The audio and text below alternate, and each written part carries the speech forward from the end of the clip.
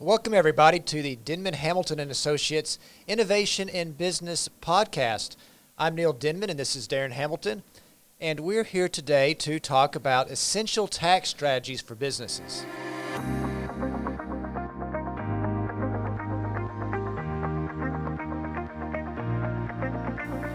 What we really want to talk about is tax planning, because that's what we're really talking about today, is tax planning. Exactly. And I think before we dive in, it's really important that we need to make a distinction between tax planning services and tax preparation services. Yes. So tax preparation services are after the fact. When you take your receipts, your financials, your tax documents to your tax preparer at the end of the year, the year's already over. What you've got has already happened. That's not tax planning. That's preparing the tax return based off the documents you provided. Not to say that, your tax preparer like us, we're going to ask some questions, maybe some things you forgot, things you're missing, maybe what we could do a little bit different. But tax planning's different. Tax planning takes a very proactive approach to it. And I think one of the best examples I can think of that's not tax or financial related is going to the dentist. Because how many people do you know that have that dentist appointment and the first thing they do when they wake up is floss for the first time in 6 months, thinking that's going to have prevented any cavities or problems when they get to the dentist, right? That's not proactive. That's after the fact. You've already got your cavity by the time you went to the dentist. So let's think about that for taxes. We want to be proactive with tax planning, taking all of your financial life and making it so you legally pay the least amount of taxes that you can. And there's a lot of different ways you can do that. Typically we'll look at about 60 different tax strategies as we walk through a full tax planning session. But today we just want to hit on maybe some of the more broad-based pictures of it. Yes, sir. To give an idea of what some of these examples may look like. Yes. And you hit on something that I think everybody needs to understand. Because when you don't get the example or you don't get the results that you were talking about earlier, there's a tendency to want, if you think you should be paying $2,000 in taxes and you get a tax bill for, say, $10,000, it creates stress, it creates anxiety, and it creates, sometimes for some people, a tension to do something that's not totally ethical and right. So some of the things that we're going to talk about today, the big one is depreciation. Depreciation is a big word that basically represents assets. So, for example, if Neil and I are in a business together and we actually are printers, well, okay, for us to make money, we have to have a printing press. We have to have, the tools and the equipment in order for us to effectively do our business. Well, here's the thing about depreciation. Depreciation gives us this thing called flexibility. So, for example, if I have an option to actually write off, according to the current guidelines, all of the cost of that equipment in which year, Neil? You can write it off as quick as the first year. That's right. But does that make sense all the time? And that's the difference, because sometimes it might not be the right thing to write it off all in 1 year. For example, since it's a startup business, maybe we want to prolong that depreciation and take the benefits over multiple years.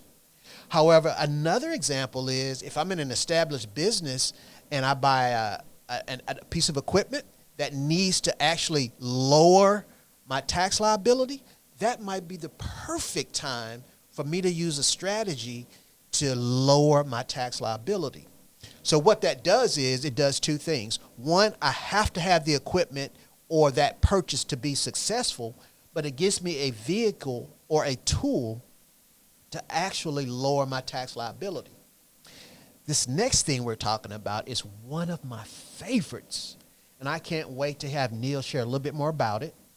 So one of the greatest ways to help reduce some tax bills, and it's actually very low-hanging fruit, is to look at some of the different retirement plan options you can put in place. And what's really important to understand, not only about the retirement plan options, but about tax planning in general, is there's no one-size-fits-all. What might be great for Darren's company may not be great for someone else's company. They've got a different circumstance. They could have different number of employees. They could have different levels of compensation. They could have different long-term goals. So you've really got to know what you're looking at from a retirement plan option, because we see some different things, and they all are a little bit different. The three most common that we typically see are 401ks, simple IRAs, and SEP plans. Yes. And one of those may work better for different sized businesses. 100%. You know, if you're a one-owner business making a large income, you know, one of the what they call solo 401ks may be a really great option for you.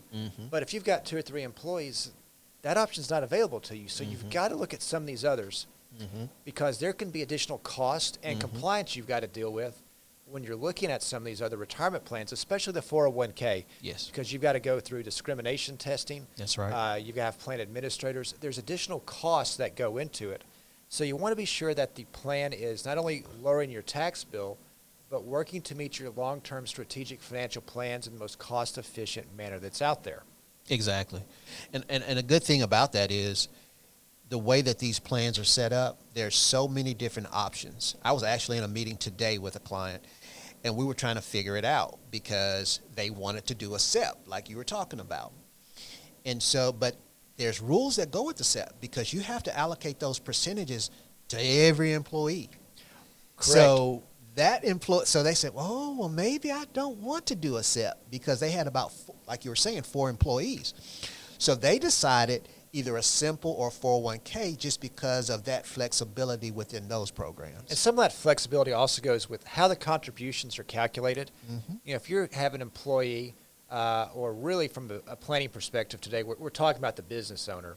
If you're looking to set aside a very specific amount of money, you know, maybe something like a simple is better for you because it's not tied to a percentage contribution. Right. If you're looking to put larger amounts of money away that are over and above the lower simple contribution limits, you know, maybe the 401k is the plan for you. Exactly. Exactly. Yeah. And here's the thing I like about it the most is it allows us to get deductions on the tax side, but it also allows us to set aside some resources for our future.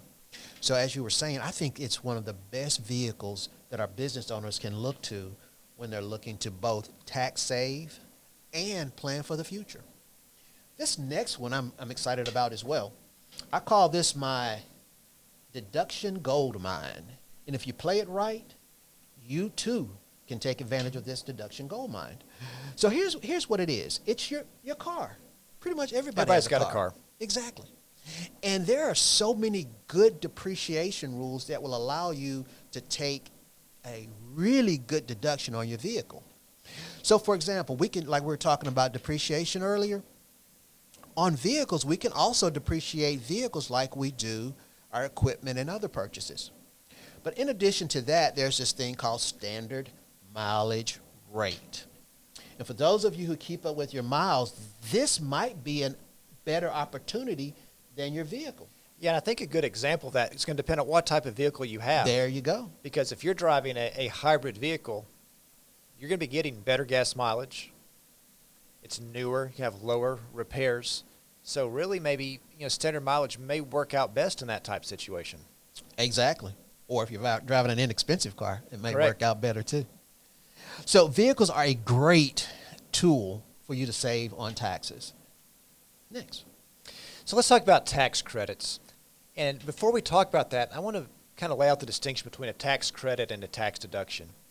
A tax deduction is what I've talked about so far. It's retirement plans, vehicle deductions. When you have a tax deduction of, say, $1,000, that doesn't reduce your tax bill by $1,000. What that does is that reduces your taxable income by $1,000, and your actual tax savings is that deduction times your tax rate. So if you're in a 20% tax bracket, a $1,000 deduction saves you $200 in taxes. Tax credits work a little bit different because tax credits are actual money in hand. If you have a $1,000 tax credit, that is $1,000 right off of your tax bill, just like withholding on your W-2. And there's a lot of different credits that are out there. There's everything from work opportunity tax credits, but the one that I like the most, because I've got a lot of personal experience with it, is dealing with historic tax credits. You know, if you're doing any type of rehabilitation in historic homes, you really need to be aware of the historic tax credits, both from a federal level and a state level. Yeah, state level. Pretty much every state is going to offer some type of historic tax credit as well. Arkansas's got a great credit. They provide you 25% of your qualified rehabilitation expenditures in the form of a credit. So if you take the federal credit and the Arkansas credit, you could be saving 45% of your total qualified rehab cost in tax credits. So maybe a $100,000 renovation, you may get $45,000 of combined credits. And that can really change the that can dynamic. Make a big difference, yes. But what you've got to do with all these credits, whether it's a historic credit, any type of low-income housing credits, is you've got to let somebody know up front. You've got to let us know so we can help you get through the process. Because if you don't go through the process correctly, you spend money out of turn before you've got approved paperwork, you don't get the credit. Yep. And that can dramatically change your tax bill or how profitable any type of real estate deal or any other investment opportunity could be. Yeah, no, I agree 150% on that. And one of the things I see a lot in the business is people make assumptions, and based on those assumptions, they think that they're entitled to something. Correct. And they're not. And I think that assumption is they read about it on the internet and they didn't read how you actually do it or when you do it. Exactly. And that gets them into trouble very quickly. Very quickly. I've run across that several times this year. People knew about it. They'd read it on the internet. They'd heard a friend talking about it. But they didn't talk to anybody and say, how do I actually make this happen correctly? What are the requirements? What are the and what do I requirements? need to do in order to qualify? Right. That's great. And so I think it's important for our listeners to know that it is absolutely critical to get with someone who understands these concepts. And our firm specializes in these type of things. The last thing I want to talk about, last thing I'll be talking about, is this thing called timing. You said earlier there's a difference between tax planning and tax minimization versus tax preparation. Totally different. And this is one of those areas where I think everybody needs to take a pause and really evaluate. Because if you do what I'm saying here, you'll be able to save potentially significant tax dollars all by just simply planning. Looking at, okay, matching revenues, expenses, and looking at the timing. I'll give you an example. So we do a lot of farm work. And so a lot of times the farm work, it comes in and the client wants to cash in at the end of the year because that's when the harvest is.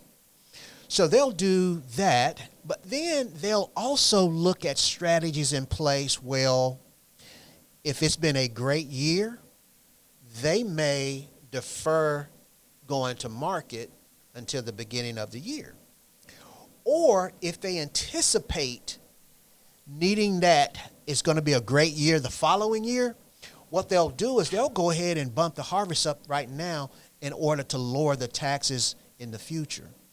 So simply by just strategizing, timing, and evaluating when revenue hits, it allows you to potentially save on taxes. I think another timing example that works out real well, and it applies to the business owners as well as individuals, is charitable contribution giving.